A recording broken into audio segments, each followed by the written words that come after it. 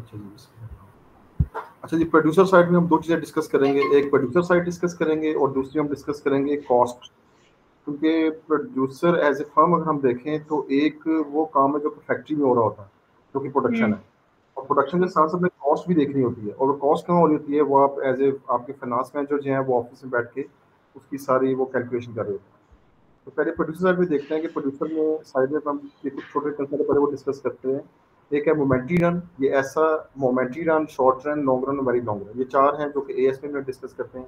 Momentary run वो है जहाँ कोई एफओपीज अवेलेबल नहीं है, सारे फिक्स्ड हैं, तो आप प्रोडक्शन चेंज नहीं कर सकते। शॉर्ट रन वो है जहाँ पे कुछ एफओपीज अवेलेबल हैं, क्योंकि एक दो तीन अवेलेबल हैं, और एक कम अज़ कम जरूर फिक्स है, दो भी फिक्स हो सकते हैं, तीन भी फिक्स हो सकते हैं। ठीक है, तो इसे हम कहते हैं शॉर्ट रन, जिससे हम प्रोडक्शन चेंज कर सकते हैं उन जो अवेलेबल एफओपीज हैं उनको यूज़ करके। लॉन्ग रन वो होता है जिसमें सारे एफओपीज अवेलेबल हैं, तो आप प्रोडक्शन किसी भी लेवल पे इंक्रीज कर सकते हैं।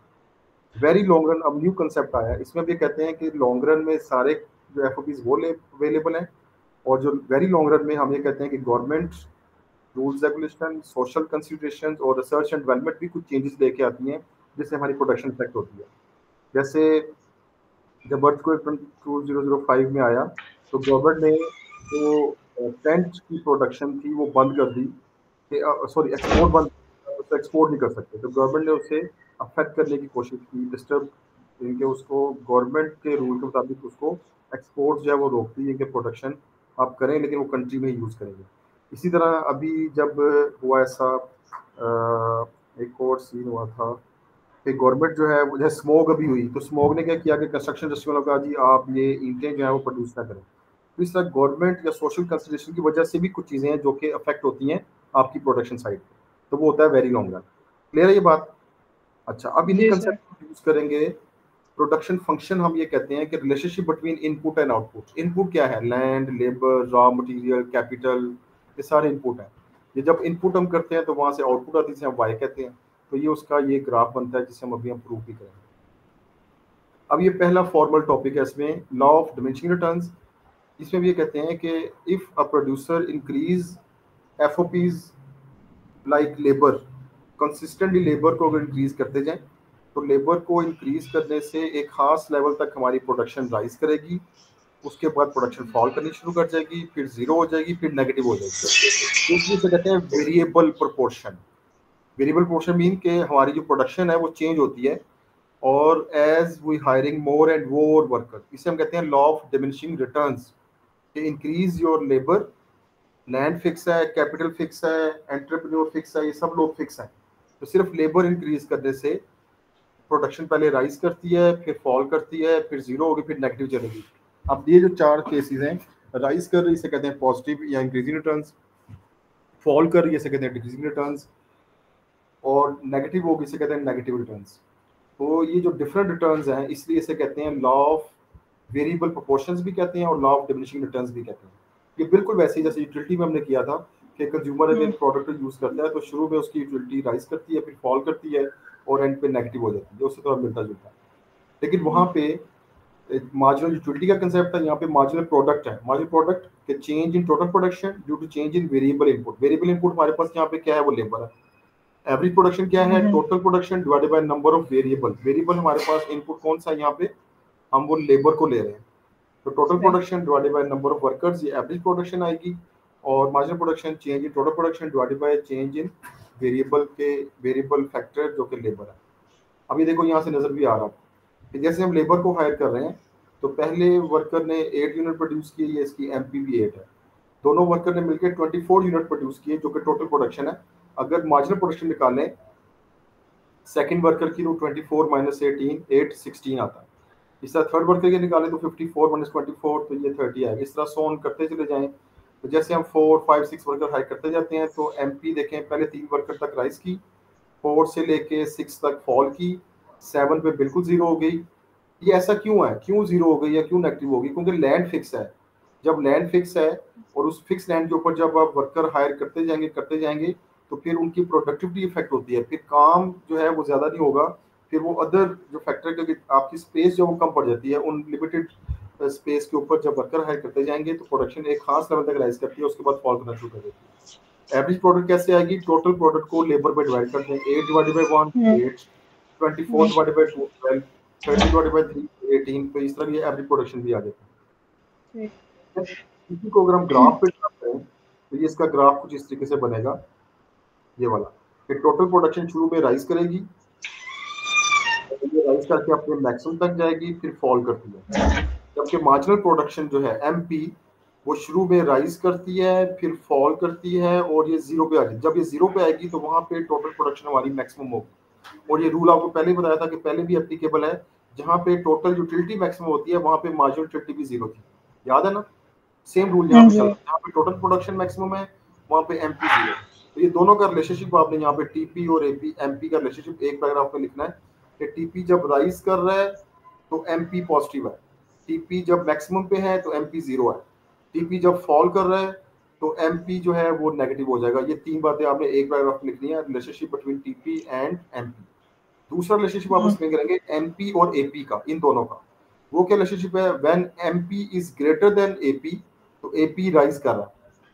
जब एमपी कट करता है एपी को ऊपर से तो ये ऐसी स्टेज है जहां पे एमपी और एपी दोनों इक्वल होते हैं। और एमपी और एपी कहाँ पे इक्वल होंगे, MP from the above side AP के मैक्सिमम पे कट करेगा इसको, ठीक है। कट करने के बाद क्या होगा, अब MP is less than AP, लेकिन एपी की वैल्यू जो है वो पॉजिटिव रहेगी या फॉल करना शुरू कर देगी। जब तक एमपी ग्रेटर था और एमपी एपी फॉल, एपी जो है वो राइज कर रहा था जब एमपी ग्रेटर था। जब एपी ग्रेटर है तो फिर, और एमपी फॉल कर रहा है तो फिर एपी, इनके एपी की वैल्यू ग्रेटर है एमपी से, और दूसरी साइड पे एपी फॉल भी करना शुरू कर देता है। और ये बात भी याद रखनी है कि एमपी हमेशा एपी के मैक्सिमम पे कट करेगा। तीन बातें आपने, ये आपने एक सेपरेट पैराग्राफ में यहाँ भी एक्सप्लेन कर दी। अब इसकी कुछ अजम्पशंस भी हैं। अजम्पशंस क्या हैं, हम ये अज्यूम करते हैं कि शॉर्ट टर्म पीरियड हम अज्यूम कर रहे हैं कि एफओपी सिर्फ एक या दो चेंज कर सकते हैं, लेबर और कैपिटल की प्रोडक्टिविटी मेजरेबल है, होमोजीनियस एफओपीज है। होमोजीनियस एफओपीज का मतलब कि जो हम फैक्टर हायर कर रहे हैं लेबर, उस सारे की स्किल्स सेम है, हालांकि सेम नहीं होती, इसको हम एवेल्यूएशन में डिस्कस करेंगे। फिर easy availability of at least one FOP, जैसे हमारे केस में लेबर है। फिर प्राइसेस ऑफ फैक्टर्स, जिनके वेजेस और इंटरेस्ट उसका कैपिटल का ये फिक्स है। प्राइसेस ऑफ गुड्स जो प्रोड्यूस कर रहे हैं वो अनचेंज है, जो भी चीज़ हम प्रोड्यूस कर रहे हैं। प्रोड्यूस स्टैंडर्ड प्रोडक्ट, यानी कि स्टैंडर्ड यूनिट प्रोड्यूस कर रहे हैं प्रोडक्ट्स के, डिवीजन ऑफ लेबर यूज कर सकते हैं। इन्वेस्टमेंट या बजट ऑफ प्रोड्यूसर या फर्म का फिक्स है, और स्टैंडर्ड वर्किंग आवर यूज करेंगे। ये असम्पशन है। 3 से 4 असम्पशंस आपने लिख देनी है एक पैराग्राफ में, 3 से 4 एक पैराग्राफ लिख देनी है। 2 इंशाल्लाह आप लोग भूल जाते हैं बच्चे अक्सर, अगर सारी आ रहे तो 5 एक पैराग्राफ में लिख सकते हैं, 5 एक पैराग्राफ लिख सकते हैं। तो देखो, पहले जब क्वेश्चन आप स्टार्ट करना है नॉलेज में, आपने ये लॉ लिखना है। नॉलेज के बाद आपने एग्जांपल देनी है। एग्जांपल के लिए आपको वैल्यू याद करने की जरूरत नहीं है, आप वैसे तो एक कपल ऑफ सेंटेंसेस में इस चीज को एक्सप्लेन कर सकते हैं। मेन चीज जो है, आपने डायग्राम ड्रा करनी है ऐसे ऊपर नीचे, और डायग्राम के लिए 2 रिलेशनशिप एक्सप्लेन करनी है। एक टीपी और एमपी का रिलेशनशिप एक्सप्लेन करना है, जो सारा यहाँ पे डिस्कस किया हुआ है, और दूसरा आपने टीपी और एपी का रिलेशनशिप एक्सप्लेन करना है, ये भी यहाँ पे गिवन है। और एमपी और एपी का रिलेशनशिप बता सकते, 3 पैराग्राफ आपके यूज आते हैं। ये एनालिसिस का पार्ट है, डायग्राम भी एनालिसिस का पार्ट है। फिर अजम्पशन लिखनी है, अजम्पशंस भी एनालिसिस का पार्ट है। एंड पे आ जाते हैं फिर वैल्यूएशन। अब इस चीज में हमने क्या चीजें इग्नोर की हैं, productivity is not measurable particularly in services sector, या डिफिकल्ट टू मेजर। फिर इनपुट फैक्टर होमोजेनियस नहीं होते। फिर परफेक्ट सब्स्टिट्यूट नहीं है लेबर कैपिटल का। टेक्नोलॉजी को हमने इग्नोर कर दिया क्योंकि टेक्नोलॉजी तो डेली बेसिस पे चेंज हो रही है। फिर मैन्युफैक्चरिंग सर्विसेज में ये लॉ एप्लीकेबल थोड़ा मुश्किल से ही होता है। Benefits of division of labour जो है वो हमने लॉ सेटिंग किया, हालांकि उसके लॉस भी हो सकते हैं। डिवीजन ऑफ लेबर के कुछ डिसएडवांटेजेस भी हैं। फिर सम टाइम वर्कर्स आपस में कोऑपरेट नहीं करते, रियल लाइफ के अंदर ये होता है। फिर all lands are not equally fertile, जैसे लेबर इक्वली होमोजेनियस नहीं होती, इस तरह लेबर लैंड भी फर्टाइल नहीं होती। फिर इनएफिशिएंट सुपरविजन भी सम टाइम होती है, जो कि लॉ को सही तरह एक्सप्लेन नहीं कर पाती। और different labour charge different prices, हमने अज्यूम किया कि सारे लेबर को सेम प्राइस मिलेगी, लेकिन किसी का एक्सपीरियंस ज्यादा है, किसी का कम है, और काम हम सबसे एक जैसा ले रहे हैं, लेकिन हम उनको डिफरेंट प्राइसेस भी पे करते हैं। और डिफरेंट बैंक जो डिफरेंट इंटरेस्ट भी चार्ज करते हैं। इस तरह ये हमारा ये लॉ ऑफ डिमिनिशिंग रिटर्न्स जो है पूरा एक्सप्लेन हो गया वैल्यूएशन के बाद। इसके साथ अब एक और चीज़ है, वो है जी, ये कुछ एडिशनल चीज़ें लिखी हुई हैं, ये अगर आप पढ़ना चाहे तो पढ़ लेना, इतनी इंपॉर्टेंट नहीं है। ये क्वेश्चन ये बनता है, do you think the law of returns applicable in the firms and also explain its importance with internal और external economies of scale. Economy scale आगे आएगा तो उसमें एक्सप्लेन हो जाएगा। अच्छा, अब अगर हम दो एफओपीज की बात करें तो फिर हम प्रोड्यूसर इक्विलिब्रियम यूज करते हुए आइसो कॉस्ट और आइसो क्वांट के जरिए से हम प्रोड्यूसर इक्विलिब्रियम भी कैलकुलेट कर सकते हैं। आईएसओ कॉस्ट बिल्कुल बजट लाइन की तरह है कि it shows all possible combination of labour and capital which producer can hire using all of his income या budget at given prices of labour and capital. लेकिन लेबर और capital की prices given है और कितने कॉम्बिनेशन आप labour और capital के हायर कर सकते हैं उसकी ये लाइन बन जाएगी। इसको कहते हैं आईएसओ कॉस्ट लाइन। आईएसओ कहते हैं इक्वल को कहते हैं वैसे। तो यहाँ पे यानी कि इसका मतलब यह है कि आप सारे कॉम्बिनेशन परचेज कर सकते हैं, लेकिन कॉम्बिनेशन लेना आपने कोई एक है। जैसे यूटिलिटी में हमने बजट लाइन में कहा था कि सारे कॉम्बिनेशन परचेज कर सकते हैं, लेकिन कॉम्बिनेशन परचेज आपने एक करना है या चॉइस से एक करना है। सेम यहाँ पे है कि फर्म जो है वो हायर कर सकती है सारे फैक्टर्स को, लेकिन हायर किसी एक कॉम्बिनेशन को करेगी। अगर हम इस लाइन के ऊपर हैं तो हम एफिशिएंट हैं, अगर इस लाइन से अंदर हैं तो हम इनएफिशिएंट हैं, अगर इस लाइन से बाहर हैं तो हम अफोर्ड नहीं कर सकते। ये बिल्कुल पीपीसी की तरह। पीपीसी की तरह। इसकी assumption भी वही है कि ये शॉर्ट टर्म में लॉ एप्लीकेबल है क्योंकि लेबर और कैपिटल सिर्फ चेंज कर सकते हैं, बाकी जो हैं लैंड और एंटरप्रेन्योर फिक्स हैं, फिक्स इन्वेस्टमेंट है और होमोजीनियस यूनिट्स हैं लेबर के भी कैपिटल के भी। टेक्नोलॉजी अनचेंज है, प्राइस ऑफ लेबर और कैपिटल फिक्स हैं, value of money remain same है, सेम प्रोडक्शन मेथड यूज करेंगे सारे लोग। और आईएसओ कॉस्ट की जो स्लोप है वो वेजेस और इंटरेस्ट की रेशो है। अच्छा, ये एक एडिशनल नॉलेज है कि सम टाइम ये थोड़ा एमसीक्यूज में से दे दिया था कि अगर ये यूनिट्स ऑफ लेबर हो और यहाँ पे यूनिट्स ऑफ कैपिटल हो तो ये जो नीचे वाली लाइन है इसमें हम ज्यादा लेबर यूज करते हैं, ये शो रहा है कैपिटल इंटेंसिव को। अगर ये ग्रीन लाइन देखें तो इसमें हम यूज कर रहे हैं ज्यादा कैपिटल, तो ये capital product capital intensive method को शो कर रहा है। ठीक है, इसी तरीके से हाँ यहाँ पे पॉसिबल है कि अगर फर्म अपनी इन्वेस्टमेंट इंक्रीज करे तो ये आउटवर्ड शिफ्ट हो जाएगी आईएसओ कॉस्ट की, और अगर वो अपनी इन्वेस्टमेंट कम कर दे फिर इनवर्ड शिफ्ट हो जाएगी। इस तरीके से अगर प्राइस ऑफ लेबर कम हो जाए, वेजेस कम हो जाए तो ये ज्यादा लेबर को हायर करेगा, और अगर लेबर एक्सपेंसिव हो जाए तो कम लेबर को इनवर्ड शिफ्ट होगा। दोनों में डिफरेंस क्या है कि यहाँ पे पाइवट शिफ्ट है और यहाँ पे पैरेलल शिफ्ट है। अब दूसरा इसका जो पोर्शन है वो आईएसओ क्वांट। आईएसओ क्वांट बिल्कुल इंडिफरेंस कर्व की तरह। यहाँ इंडिफरेंस कर्व में क्या था कि वो सेम यूटिलिटी दे रहे थे डिफरेंट कॉम्बिनेशन। यहाँ पे क्या है कि डिफरेंट कॉम्बिनेशन सेम आउटपुट दे रहे हैं, चाहे आप ये कॉम्बिनेशन यूज करें चाहे दूसरा तीसरा चौथा, तो हर कॉम्बिनेशन जो हमें सेम आउटपुट दे रहा है दैट इज 4000। अच्छा, प्रॉपर्टीज ऑफ आईएसओ क्वांट हम ऐड करते हैं। इसकी जो अजम्पशन है आईएसओ क्वांट की वो सेम है जो बजट लाइन वाली थी। ठीक है, आईसो क्वांट है, इसकी प्रॉपर्टीज क्या है कि आईसो क्वांट जो है वो slope left to right downward होगी। Isoquant convex to isoquant curve never cut each other. Higher isoquant का मतलब है कि ज्यादा आउटपुट होगी। आईसो क्वांट जो है वो पैरेलल टू ईच अदर नहीं होती, और no isoquant can touch either axis, यानी कि एक्स एक्सिस टच नहीं करते। और एक एडिशनल इसकी प्रॉपर्टी है टू एक्सट्रीम केसेस। एक एडिशनल प्रॉपर्टी है कि इसकी मार्जिनल प्रोडक्टिविटी ऑफ लेबर और मार्जिनल प्रोडक्टिविटी ऑफ कैपिटल की रेशो जो है वो इसकी स्लोप होगी, वो इधर आगे हाँ ये लिखी है। मार्जिनल प्रोडक्टिविटी ऑफ लेबर और मार्जिनल प्रोडक्टिविटी ऑफ कैपिटल की जो रेशो है ये स्लोप ऑफ आईसो क्वांट है। सही। अच्छा, इक्विलिब्रियम से पहले एक चीज डिस्कस करते हैं। ये दो एक्सट्रीम केस हैं, ये भी एमसीक्यूज में आए थे कि अगर परफेक्ट सब्स्टिट्यूट्स हो तो उसकी आईसो क्वांट कैसी बनेगी, वो इस तरीके से बनेगी, इन स्ट्रेट लाइन बनेगी। और परफेक्ट सब्स्टिट्यूट्स हो अगर दोनों चीजें, और अगर दोनों जो फैक्टर्स हैं अगर परफेक्ट कॉम्प्लीमेंट्स होंगे तो वो एल शेप की बनेगी। तो ये एमसीक्यूज में कभी आ सकता है। अच्छा, अब इक्विलिब्रियम हमने फाइंड करना था प्रोड्यूसर का, तो अब फाइनल हम पहुंच गए वहां पे कि आईसो कॉस्ट टेंजेंट है जहां पे आईएसओ क्वांट के साथ। तो ये जो टेंजेंट जहां पे बन रहा है ये है प्रोड्यूसर इक्विलिब्रियम, और इस पॉइंट के ऊपर आईसो कॉस्ट की जो स्लोप है वो आईसो क्वांट की स्लोप के इक्वल होगी, यानी कि wage over interest is equal to MPL over MPK. ठीक है, इस पे हमारा ऑब्जेक्शन क्या है या हमारा वो क्या है, एवैल्यूएशन क्या है कि लेबर होमोजेनियस नहीं है, कुछ लेबर एफिशिएंट होती है कुछ लेजी होती है।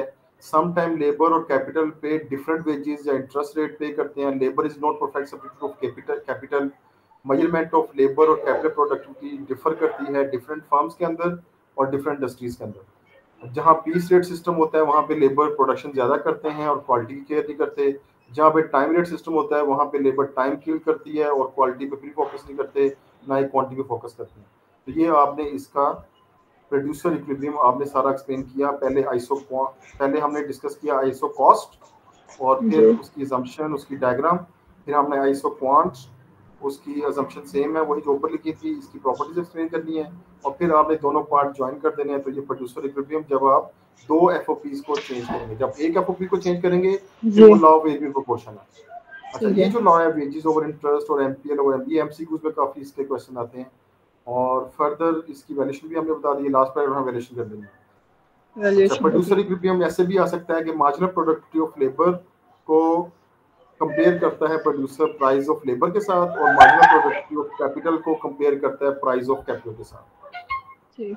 अच्छा, अब अगर इस इक्विलिब्रियम के बाद, ये जो भी मैं ड्रॉ किया इक्विलिब्रियम ये वाला, ये इसके वाला। बाद अगर फर्म के पास इन्वेस्टमेंट इंक्रीज कर जाए, तो जब उसके पास इन्वेस्टमेंट इंक्रीज करेगी तो ये आउटवर्ड शिफ्ट होगा, इक्विलिब्रियम नया बन ठीक। जाएगा, और इन्वेस्टमेंट आएगी और नया आएगा तो नया। तो ये इस तरीके से इन इक्विलिब्रियम पॉइंट को ज्वाइन करेंगे, तो उसको कहते हैं लॉन्ग रन प्रोडक्शन फंक्शन। ये वही फंक्शन है जो कि हमने यहाँ पे प्रोडक्शन फंक्शन शुरू में जो कहा था, ये काइंड ऑफ इस तरह का बन जाता है। तो इस तरह ये एडिशनल क्वेश्चन, यानी कि ये 20 मार्क्स का पूरा करने के लिए पूछा गया कि प्रोड्यूसर इक्विलिब्रियम बताएं, एस्टैब्लिश करें आइसो कॉस्ट आइसो क्वांट को यूज करते हुए, और ये भी बताएं, एस्टैब्लिश करें या कंसिडर करें कि how long run production function can be achieve using this iso cost. तो लॉन्ग रन प्रोडक्शन फंक्शन फिर आपने ये इस तरीके से इक्विलिब्रियम बाहर शिफ्ट कर देना। अच्छा, इसमें ये भी हो सकता है, ये वही बात है, ये एक्सपेंशन पाथ और ये वाला दोनों सेम है। इसमें दूसरी चीज जो राइट साइड पे ये देखें, अगर अब वो एक और कंडीशन दे सकता है कि लेबर अगर चीपर हो रही है तो फिर इक्विलिब्रियम कैसे चेंज होगा। तो आपने बताया लेबर अगर चीपर है तो हम ये बाहर शिफ्ट हो जाएंगे, और लेबर चीपर है तो बाहर शिफ्ट हो जाएंगे। अगर लेबर एक्सपेंसिव है तो इनवर्ड शिफ्ट होगी, अगर लेबर और एक्सपेंसिव है तो और इनवर्ड शिफ्ट होगी। ठीक है। सही।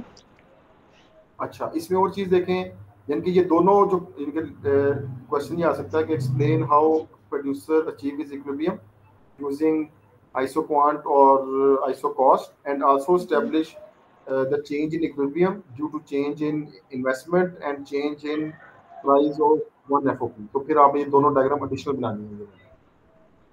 अच्छा जी, ये उसने कंपैरिजन दिया हुआ है कि थ्योरी ऑफ कंज्यूमर बिहेवियर और theory of producer behaviour programme touch करते हैं तो फिर जाए।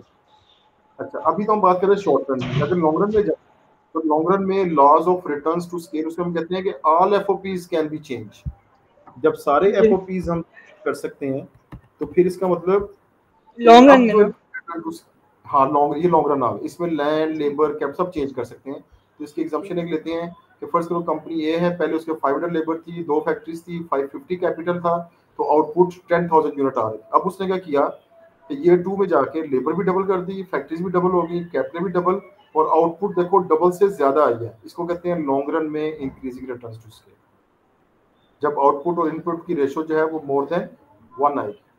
इसी तरह अगर ऐसा है, सेम काम फैक्ट्री बी करती है कि लेबर भी डबल, फैक्ट्री भी डबल, कैपिटल भी डबल, लेकिन आउटपुट डबल से कम आई है, 10 का डबल 20, 20 से कम आई है आउटपुट 50,000। इसको कहते हैं डिक्रीजिंग रिटर्न्स टू स्केल। ठीक है, ये लॉन्ग रन के लॉ है, आउटपुट ओवर इनपुट इसमें लेस देन 1 हो। एक तीसरा केस ये हो सकता है कि कांस्टेंट रिटर्न टू स्केल, इसमें लेबर, फैक्ट्रीज और कैपिटल सब डबल किया लेकिन आउटपुट एग्जैक्ट डबल आई, तो इसे कहते हैं कि आउटपुट और इनपुट की रेशो जो है वो इक्वल टू 1। तो ये है कांस्टेंट रिटर्न्स टू स्केल। तो पेपर में क्वेश्चन ये भी आ सकता है कि compare the short run laws of returns या short run laws of returns या law of variable proportion with the long run laws of returns.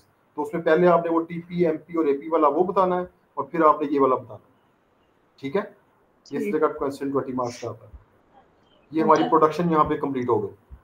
ठीक है। ठीक है, अब आ गई कॉस्ट। हम्म। अभी टाइम है ना आपके पास? जी जी हाँ, तो कॉस्ट में अब इसको देखेंगे, कॉस्ट हम करते हैं दो हिस्से। टोटल कॉस्ट जो हमारी होती है वो fixed cost plus variable cost है। Variable fixed cost cost. है कि जैसे हमारी प्रोडक्शन चेंज हो तो फिक्स कॉस्ट चेंज नहीं होती, जैसे रेंट ऑफ द बिल्डिंग है। जी। ठीक है, जैसे स्कूल के अंदर स्कूल बंद रहता है जून जुलाई में, लेकिन स्कूल वाले रेंट पे करते हैं। इसका वेरिएबल कॉस्ट क्या है, जब प्रोडक्शन ज्यादा होगी तो ये कॉस्ट भी राइज करेगी। इसे रॉ मटेरियल, जैसे आप जितना ज्यादा फर्नीचर प्रोड्यूस करेंगे उतने ज्यादा आपको कॉस्ट इनपुट करनी पड़ेगी, तो वेरिएबल कॉस्ट है, रॉ मटेरियल की कॉस्ट होती है। फिक्स कॉस्ट कौन सी होती है? ये होती है आमतौर पे जो कि रेंट है, मैनेजर्स की सैलरीज हैं, ये सारी ये है। तो total cost is equal to fix cost plus variable cost. अगर फिक्स कॉस्ट को, अगर वेरिएबल कॉस्ट को डिवाइड कर दे क्वांटिटी पे तो वो आ जाती है एवरेज वेरिएबल कॉस्ट। ठीक है, एवरेज वेरिएबल कैसे आती है, total variable cost divided by output. जी और इसी तरीके से फिर एवरेज फिक्स कॉस्ट कैसे आएगी, fix cost divided by quantity, तो ये एवरेज फिक्स कॉस्ट। ठीक और एवरेज टोटल कॉस्ट कैसे आएगी, टोटल कॉस्ट को डिवाइड कर देंगे, ये फॉर्मूले लिखे हुए सारे, ये एमसीक्यूज में भी आते हैं, बल्कि काफी एमसीक्यूज इसके आते हैं। इसके ये एमसीक्यूज फॉर्मूले आप काफी अगर होते हैं। देखें, पहला फॉर्मूला है टोटल कॉस्ट का, ये नंबर 5 पे, total fix cost plus total variable cost is equal to total cost. दूसरा फॉर्मूला है एवरेज फिक्स कॉस्ट, ये होती है average fix cost is equal to total fix cost divided total by quantity. Fix cost फिर होती quantity. है average variable cost, total variable total cost, variable जिसकी भी कॉस्ट और एवरेज मालूम क्वांटिटी। करनी है ना, उसको उसके क्वांटिटी में टोटल को क्वांटिटी में क्वांटिटी डिवाइड कर देना है, तो ठीक है। Average variable cost. फिर है जी एवरेज टोटल कॉस्ट के अब दो मेथड है, या तो टोटल कॉस्ट को क्वांटिटी में डिवाइड कर दें, या फिर जो इनकी एवरेज फिक्स कॉस्ट है और एवरेज वेरिएबल कॉस्ट है उसको ऐड करके एवरेज टोटल कॉस्ट फिर भी आ जाएगी। तो सम टाइम कंफ्यूज करने के लिए वो इस तरह के फॉर्मूले जो है वो यूज करने के लिए आपको कंपेल करता है एमसीक्यूज के अंदर। और मार्जिनल कॉस्ट कैसे आएगी, total cost divided by quantity और total variable cost divided by quantity, इस तरीके से हम कर सकते हैं। और ये आप ये फर्स्ट 4 कॉलम आमतौर पे गिवन होते हैं, 1 2 3 4, तो ये 5 6 7 8 आपसे खुद कैलकुलेट करने होते हैं, कोई एक पेपर में दे देता है, वो अंदर से या दे देते 5, हैं ठीक। हाँ जी 5 से रिलेटेड लॉजिक दे देगा, 6 कॉलम से रिलेटेड, 7 से रिलेटेड, 8 से या 9 से रिलेटेड, या आप जी ये नोट्स आपके पास हैं, ये एक दफा इसे कैलकुलेट खुद करना है आपको। अच्छा, ठीक अब है। अगली चीज जो है कि इसकी हम कर्व्स कैसे ड्राइव करते हैं। अगर आप टोटल को देखें तो टोटल जी फिक्स कॉस्ट हमेशा ये फिक्स्ड एक लाइन होती है, क्योंकि ये सेम रहती है। जो जी वेरिएबल चेंज नहीं कॉस्ट है होते। वो ओरिजिन से स्टार्ट होगी और ये वो अपवर्ड जाके तो ये फिर डाउनवर्ड फिर अपवर्ड, इसे हम जी कहते हैं इनवर्स एस शेप। फिर फिक्स कॉस्ट और वेरिएबल कॉस्ट दोनों को जब ऐड करेंगे तो फिर टोटल कॉस्ट आएगी, ये बिल्कुल कॉस्ट है। वेरिएबल कॉस्ट के कोरस्पॉन्डिंग एफ फिक्स कॉस्ट से स्टार्ट होगी। क्या अब इन्हीं से हम जनरेट करते हैं इनकी एवरेजेस, वो जरा देखो या समझो। टोटल कॉस्ट का अगर ये ओरिजिन से एक बनाए हम टेंजेंट टोटल कॉस्ट को, तो जहां पे टोटल कॉस्ट का टेंजेंट है इसके बिल्कुल नीचे इसकी एवरेज का मिनिमम होगा, एवरेज कॉस्ट का मिनिमम होगा, सही हो ठीक गया। है। ये टोटल ठीक है कॉस्ट है, तो टोटल कॉस्ट की जी एवरेज का मिनिमम बिल्कुल इसके कॉरस्पॉन्डिंग इधर नीचे होगा। इस सही। तरह एक और टेंजेंट बनाएं जो कि वेरिएबल कॉस्ट का टेंजेंट हो, तो वेरिएबल कॉस्ट के बिल्कुल कॉरस्पॉन्डिंग नीचे आएंगे तो वो वेरिएबल कॉस्ट का मिनिमम होगा, ठीक है। अब इन जी दोनों मिनिमम को जब ज्वाइन करेंगे तो ये बन जाएगी मार्जिनल कॉस्ट, सही है। ठीक है। इसका मिनिमम और इसका मिनिमम ये ज्वाइन किया तो ये बन गई मार्जिनल कॉस्ट। और जहां पे टोटल कॉस्ट ये टिल्ट करके नीचे फॉल होकर फिर राइज करना शुरू करती है, इस टिल्ट के ऊपर मार्जिनल कॉस्ट का हमेशा मिनिमम होता है, ठीक है। ठीक है। इनके पहले मार्जिनल कॉस्ट फॉल कर रही थी, यहाँ पे हम्म अपने मिनिमम पे गई, उसके बाद ये राइज करती है और एवरेज वेरिएबल कॉस्ट को मिनिमम पे टच करती कट करती है, फिर एवरेज कॉस्ट के मिनिमम पे कट करती है, तो ये हॉकी शेप बन जाती है। जी तो एवरेज कॉस्ट भी यू शेप है, एवरेज वेरिएबल कॉस्ट भी यू शेप है, एवरेज फिक्स कॉस्ट जो है वो एल शेप है, और मार्जिनल कॉस्ट जो है वो हॉकी शेप है। तो ये ऊपर नीचे इस तरह से आप ये, अच्छा ये क्वेश्चन पेपर में आ सकता है कि आप इनको ड्राइव करें, drive average cost using the total cost curves. तो इसके फिर आप डेफिनेशन लिखेंगे टोटल कॉस्ट की, वेरिएबल कॉस्ट की, फिक्स कॉस्ट की, एवरेज टोटल कॉस्ट की, एवरेज वेरिएबल कॉस्ट की, और फिर आपने इससे एक्सप्लेन करके ये बिल्कुल ऊपर नीचे कोरस्पॉन्डिंग हमें डायग्राम बनानी है, जिसके ठीक एक्स है। एक्सिस पे क्वांटिटी शो करेगी, इधर वाई एक्सिस पे कॉस्ट है, इधर भी वाई एक्सिस पे कॉस्ट, इधर कॉस्ट पर यूनिट आ रही है, इधर टोटल जी कॉस्ट आ रही है, total cost, total variable cost, total fix cost. सही। तो ये एस्टेब्लिश करने के लिए आ जाती है। इसे यहाँ तक करते हैं, बाकी इंशाल्लाह घर करेंगे, और अब काम थोड़ा ज़्यादा तेज़ करते हैं ताकि आप ठीक है। सिलेबस जल्दी खत्म हो सके। और आपने साथ साथ वो, मैं आपसे रिक्वेस्ट बार बार कर रहा हूँ कि आप लिखती रही अभी तक, तो लिखना जो है ना वो शुरू कर दें, AS वाला, ठीक है। जी